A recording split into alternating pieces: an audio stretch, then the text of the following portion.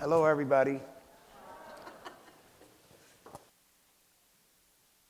I grew up on the streets of Camden, New Jersey, late 60s, early 70s. Come from a family, 15 siblings, where 5 have been incarcerated or had some form of contact with the law. In my community, there was a lack of opportunity, lack of jobs, lack of a lot of different things. In 1974, my sister was brutally murdered and stomped to death by her boyfriend in front of 2 of her friends. He stomped her beyond recognition. He took my little 2-year-old nephew, who was 2 years old, and he threw him out the 2nd floor window. However, he survived that, but he lived a very hurtful life after that, and Sherrod eventually died over a drug overdose.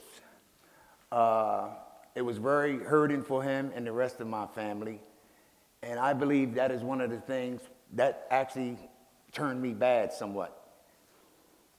And a few years later, 1980, I was incarcerated for accidental homicide. On the night of July 25th, me and another gentleman, John, were going to purchase some drugs. A guy by the name of Junior, someone that we knew, was selling drugs, but he would not sell to just anybody. So we needed somebody to get the drugs for us. So we drove to 8th and State Street in North Camden. I saw Henry and Pancho, and I asked them if they could purchase the drugs for me. So I gave Henry my $80 to purchase the drugs for me. He left. I waited for him to come back. When he came back, he didn't have the drugs or he didn't have my money.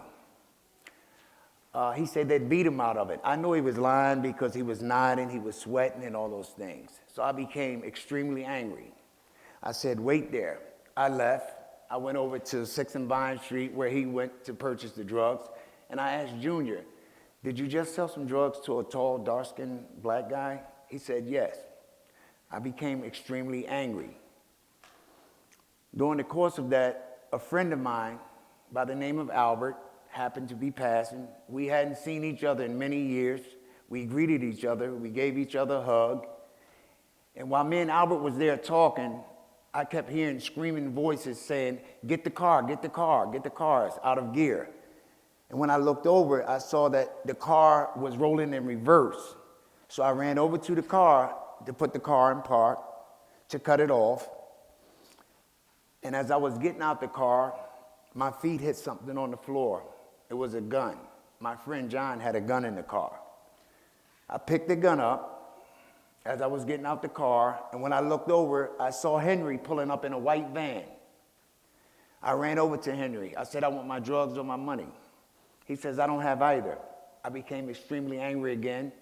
I believe I slapped him across the face with the pistol. He took off running. When he took off running, I fired several reckless shots. I didn't know if one of the bullets had hit anyone or anything, but the guy, Junior, started walking towards me. He said, hey, you shoot to the guy over there. He had nothing to do with that. I said, I didn't mean to shoot anyone. So I looked around and I saw that the crowd was very upset, and I got scared. John threw me the car keys. I jumped in the car. I left. I took off. While in hiding, I became very frightened and scared of what I had done. And I learned that the victim had died of a single gunshot wound to the head. I also learned that they had been on life support for 5 days, and I also learned the identity of the victim. The identity of the victim was my best friend, Albert Torres, the guy that I was just talking to. The stray bullet that I fired, it hit him and killed him. And I had no idea, that this was a tragedy. It's a tragedy many times over. It's not easy sharing this, but it was a tragedy many times over because not only had I taken the life of a human being, I've taken the life of my best friend, who had nothing to do with it. He was doing all the right things in his life. He was a community activist. He was showing the kids how to box. He was teaching them how to swim at the community center. Me, I gravitated more towards the street. I was out in the streets. And I had, mistakenly taken this kid's life. So, like, the impact of what happened that night has many impacts. It didn't just impact me. It didn't just impact his family. It had an impact on everybody. It had an impact on the community. The impact it had on the community had come so outraged because of this particular area. They became so outraged that public officials or law enforcement wasn't doing anything. It was like several people had gotten shot in this area. It was a bar. And the community became so outraged that they set fire to that bar after his death. They were that angry. And by them setting fire to that bar, they also put the lives of so many other people at risk because that bar was connected to other homes. And it burned that whole block down. So this was just one of the rippling effects that my crime had. It didn't just on his family. It didn't just on this one person. It had multiple impacts. My sister, Colleen, and the victim's sister also worked together. One was a dental assistant, one was a nurse in the same office building. This didn't destroy their relationship, but it did cause them a lot of heartache and pain to repeatedly have to explain to their coworkers. Their coworkers just couldn't understand how the two of y'all are friends when your brother just killed my brother. They couldn't understand that. This is something that they needed to work out, but everyone else was more concerned. But as I said, the impact of crime and the impact of it that it had, whether it's on first responders or whoever is there, crime just has so many, it's just not on one single person. And I try to go around and I try to share that message with everybody and share this message with the kids that I speak to show them that, you need to think, always think, because it just has so many different impacts on everybody. While I was in prison, in honor of my friend, I needed to do something in my life. I mean, all this couldn't just be in vain. So in honor of him and myself, I wanted to do different things. I transferred to Rahway State Prison, and I heard they had a lot of programs that was available. I got involved with the Lifers Group. A lot of people know it better as Scared Straight, based on the documentary in 1978, where we showed kids that were at risk of prison. We'd bring them into the prison, give them a tour, show them the harsh truths about prison life. And when I joined that group, I was in there for a while, and it didn't seem like their message was getting out. And at that time, rap music was very popular. The kids were all listening to rap music. They were wearing their clothing, their hairdos and everything. So I thought, what better way to get my message out to these kids right here? So I came up with the idea. I reached out to a gentleman, Red Alert, who was on my funders list, and there was a gentleman by the name of David Klein. And I said, Dave, there's some guys inside of here. I like to do a record, and I like to try to save some lives or something. And he was going to be the new head of Hollywood Basic, which is a record company that was owned by Disney. And the thing is, man, Disney Company and the Lifers Group had the same thing in common. They were into the life of entertaining kids. We were into the saving kids' lives. I went to the gentleman, the younger guys inside the prison, and I said, if you can define or a message that you can give to somebody to turn their lives around, what would you say?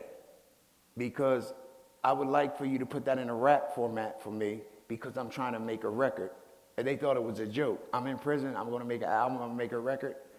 So they did. I didn't have to search far, because you have so many different talent. You have a lot of talented people inside of prison. We put the album out. The first one was a huge success. Our message had gotten out there. People were starting to take heed. I was getting letters from parents saying of the difference that we had on their child's life or their lives. College students were coming in. But later on, I received one letter from a girl in Canada. She thought that we were a very fake group. She seen me on an interview on Much TV of Canada with a gentleman by the name of Mike Williams. She was in this gang. She wanted to get out the gang. Every time she wanted to get out the gang, the guys in the group would threaten her. I have you on tape having sex with my buddies, and I'm going to show this to your mother. So she plotted to kill these 4 guys. The only thing that stopped her from killing these 4 guys was seeing my interview and that one chance, that 1% of the possibility of her getting caught and going to jail is the only thing that stopped her. She had the weaponry and everything. It was the only thing that stopped her. So again, I said, I know my message and the music was getting out there. I had received like so many letters from organizations and just so many people of making a difference in different people's lives. And as y'all know, we were nominated for a Grammy in 1991 against Madonna, Peter Gabriel, Sinead O'Connor, and Billy Joel. Madonna won for Best Long-Form Music Video. But I had no idea this project was going to become bigger than me. I wasn't looking forward to a Grammy or anything. I was just doing what I was doing, trying to make a difference in someone's life. In 1993, I was shipped out of Rahway State Prison because there was some popularity. The group had become somewhat popular to other prisoners, to some of the correction officers in there. And there was a little animosity and jealousy that was caused in there. I was shipped out of Rahway administratively to another prison in 1993. And I spent the next 20 years transferring to several prisons. But every prison that I came in contact with, I got in touch with someone in the community, whether it was college students, news magazines, to write poetry. I was a facilitator in many of the other programs, Focus of the Victim program. Just something that I can do to give back. Focus of the Victim program is a program. It shows offenders of the impact that your crime has on the victors in surviving. Because crime and a person going to prison also isn't just about punishment. There's a punitive aspect, but there's also a rehabilitative aspect to prison too. You serve your punitive, then you try to work on the other part of it. I've been home since 2011, and since I've been home, what I try to do is I try to continue to go around to various schools to talk to kids, talk to parents, and I try to our motto's always been, learn the truth at the expense of our sorrows. One of my main messages to the kids, I'm somebody, I wanted to be an example of what not to be, or what not to become. And change is not spiral. Change is spiral. Change is not straight. It doesn't happen overnight, change. It took me many, many, many years to change. Just like it took me those many years to change or to get to the level of where I was as far as what happened that night, it might take a person or take me just as many years to undo those type of thinking patterns and behavior patterns that I've learned over a period of time. So it just doesn't happen overnight. As I said, I'm trying not just for my victim, but I'm just trying to be an asset to the community and set up. I've been a liability most of my life. I've been in and out of trouble all my life as a young teen. And I'm not going to blame it on drugs. I'm not going to blame it on anything. But I can't leave out the fact of a drug addiction because it played a big part in my earlier lifehood and some of my adult lifehood. So I can't leave that out as that. But it's been a combination of things. But change is very great. And it makes me feel, very good to see that I'm having a positive impact, or if I'm helping someone to turn their life around. Just to make everyone realize the impact, it devastates me, whether it's from first responders or whoever. For example, an ambulance is responding to a call. You have a kid who's been shot several times. It has an impact on them, even the first responders. I mean, crime is just a tragedy. And we just need to be, everybody needs to just be more aware.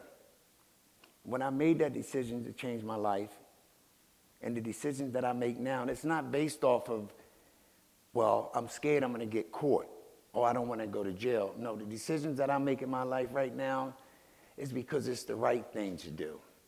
That I don't want to harm anybody, or I don't want anybody else to harm anybody. So I continue to go around to the various community centers, and I just try to share my story in hopes that it will help somebody, or that it will help turn somebody's life around. It's just something I want to give back, especially when I've taken so much. And with my music project, I've received so many letters of accommodation, so many certificates and various things, but all those things don't mean nothing. What's been the most rewarding for me is when I receive a letter and say that I've made a difference in their life or their child's life. That's like the greatest feeling in the world. And it's not easy, me standing up here telling you all this, neither.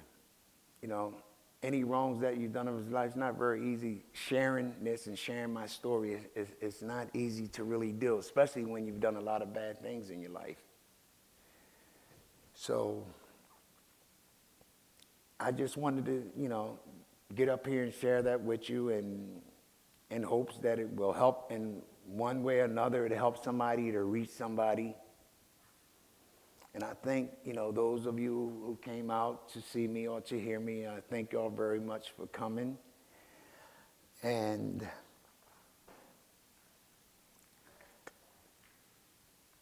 I just want to say thank y'all for coming. I used to have a name, but now I got a number. I used to put suckers 6 feet under. Now I'm in jail, no longer a rebel. Can't tell me damn thing about the ghetto. I've been there.